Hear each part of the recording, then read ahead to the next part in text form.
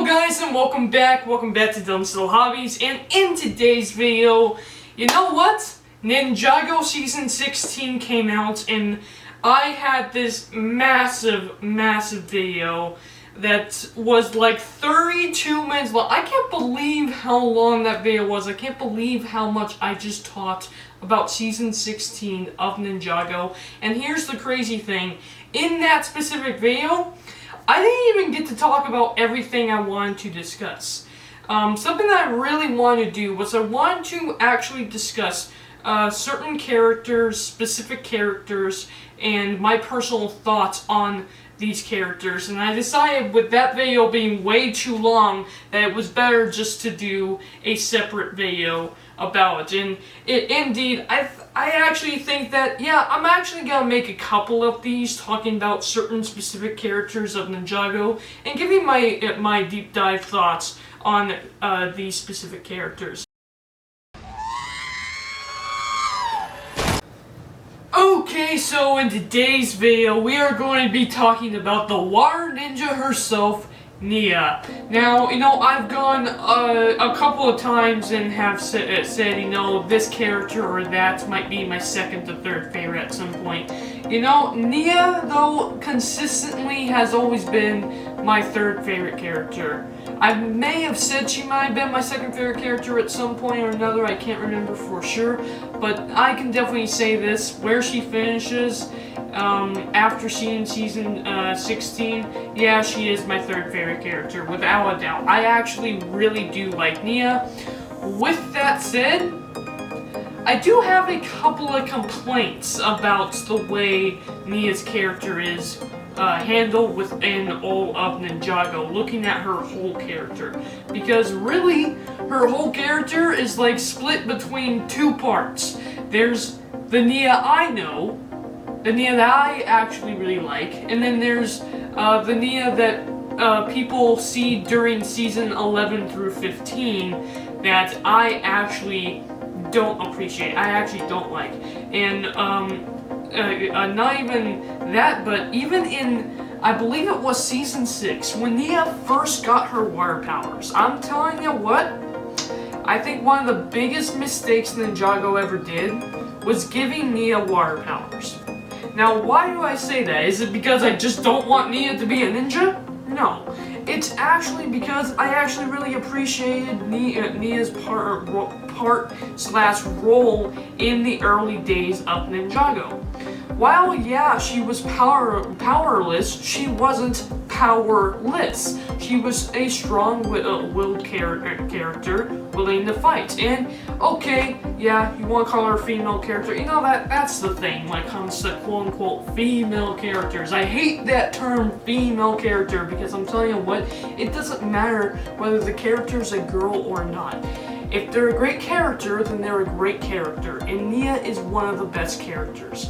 And I really appreciated her story in the early days of Ninjago. So she is Kai's sister, and in the early days of Ninjago, she had no powers. And the question was, well, okay, what purpose does she serve in the story? But that's the thing. Just because she had no powers doesn't mean she was powerless. She was smart. She used her ingenuity, her strengths to actually create the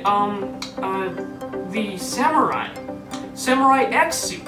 And using the Samurai X suit, she became one of the best fighters of Ninjago. She was even able to show off and beat the boys a couple of times in the early days of Ninjago. I really liked that. I really liked her story. And finally, when they did give her a place, she was pretty much the tech whiz of the Ninjago team. And I actually really liked that spot. Now, later on in Ninjago, that spot basically becomes Pixel's, which does make sense. Pixel is the robot. Pixel basically takes place of NYA when NYA becomes the water ninja, which in hindsight, it's nice to add Pixel to the team. I really do like Pixel as a character. I've already talked about her with Zane, but I actually really feel like Nia, she should have been, even if she got her water powers, she should have been more of the tech whiz. And I don't know, after season 6, we kind of lose a little bit of her character because of that. And pretty soon, she ends up becoming just reliable on her character. She relies on her powers too much.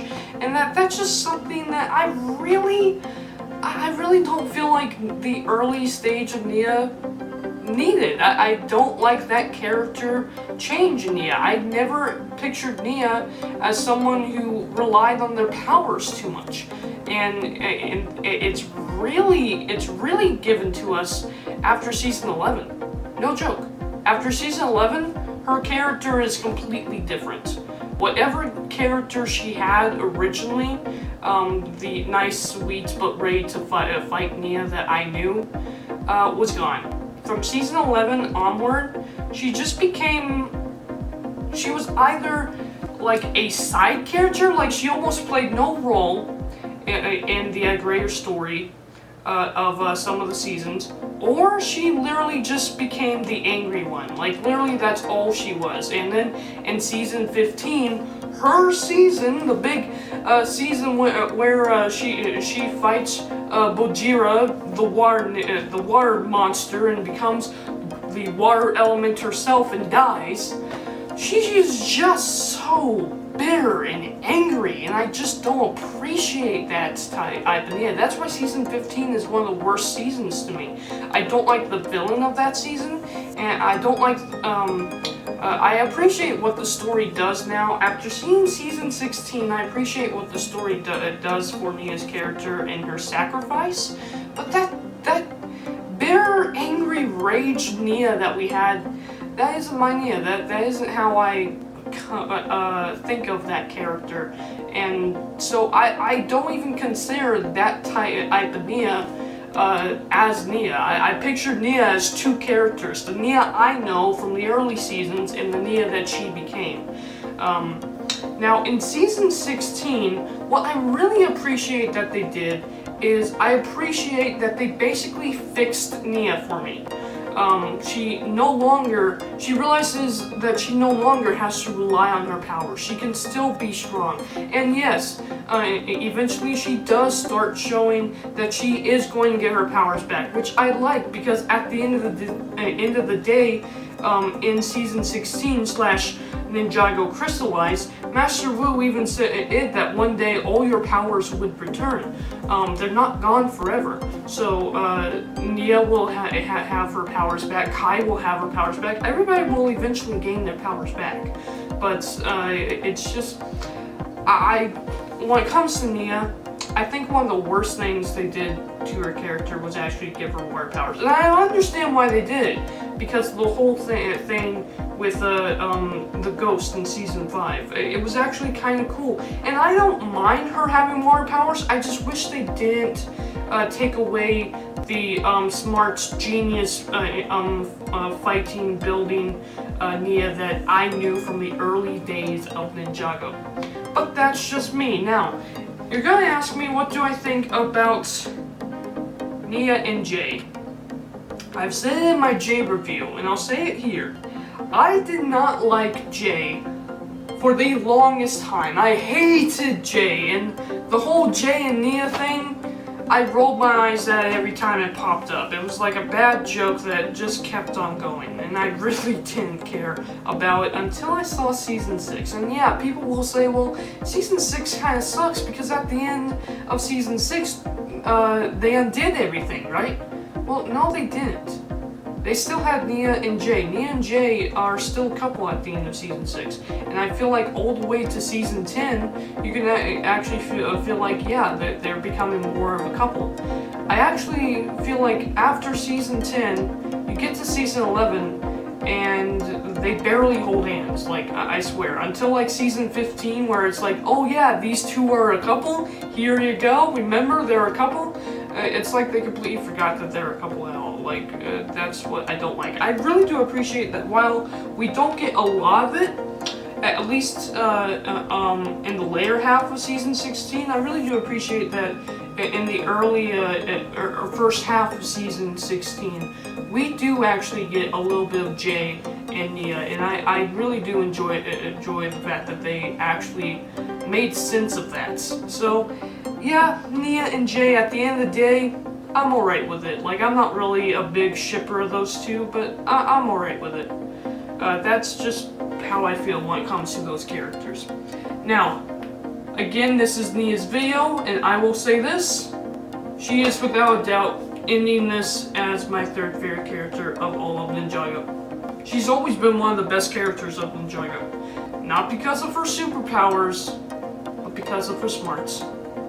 Thank you guys for watching this video. Let me know down in the comments below, what do you think of the character Nia? And now that you've heard my thoughts on the kind of debate that I have with the beginning and the ending of Nia during Ninjago, during the beginning of Ninjago, during the ending of Ninjago, what do you think down in the comments below?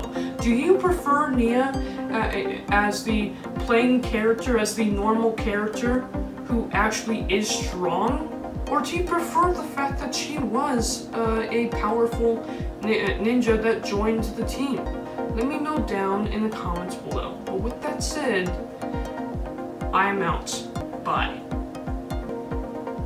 Wait, you want me to talk about season 7?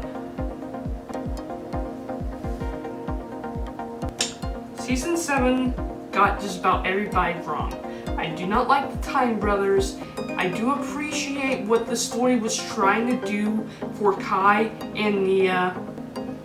And then, just in season 15, I do like the whole Nia with dealing with her mother and all of that from season 7 and all of that. But really, God, those two characters, there was almost no point to bring those two characters back from season 7. And season 7 just should not have happened, period. I do appreciate what they were trying to do for Nia and Kai, but that's it.